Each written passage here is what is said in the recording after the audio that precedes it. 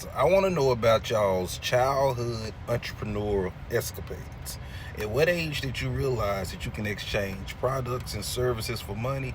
And what did you do with that information when you discovered that? I'm going to tell you mine. Just stick around a little bit. But I do want to know yours, all right? So watch mine. But when you're done watching mine, tell me about yours. So I can remember being about maybe 4 or 5 years old. My mom was a beautician. She did hair at the crib.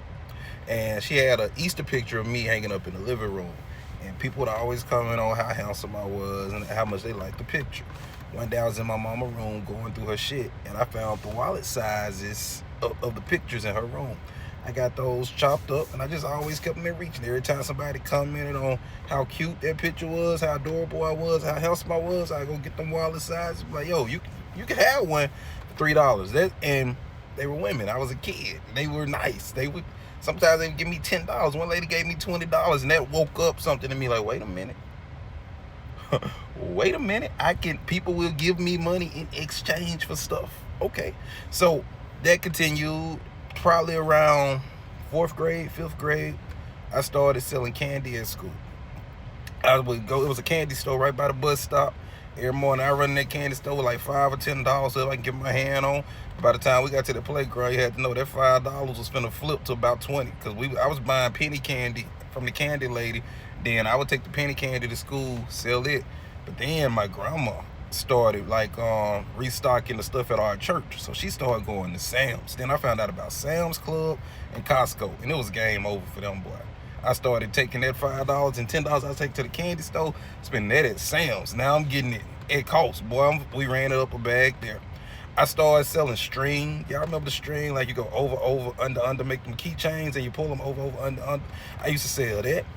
Around 6th grade, MP3 players started coming out. Now, before the MP3 players, I used to make CDs for people. All the dudes who used to rap, I used to put the hottest instrumentals, I put those on the CD, sell the CDs with the instrumentals. A little bit after that, MP3 players, iPods started getting popular.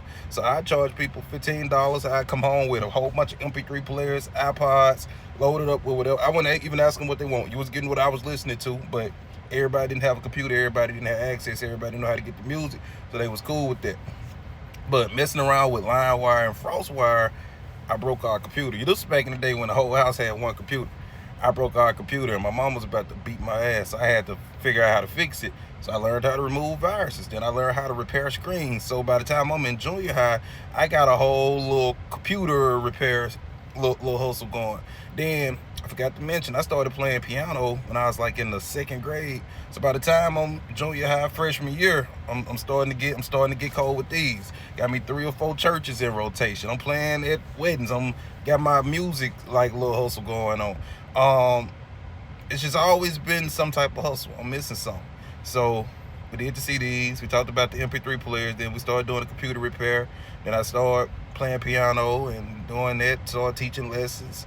And then, yeah, I guess around that time I was coming out of high school and really starting to start businesses. So my first official business was a computer repair business. But then computers started getting so cheap that it was hard to charge what I wanted to charge to really make it. Then the cleaning company, and then I coach bosses and everything I do today. But yeah, that was my childhood entrepreneurial adventure. I want to know yours.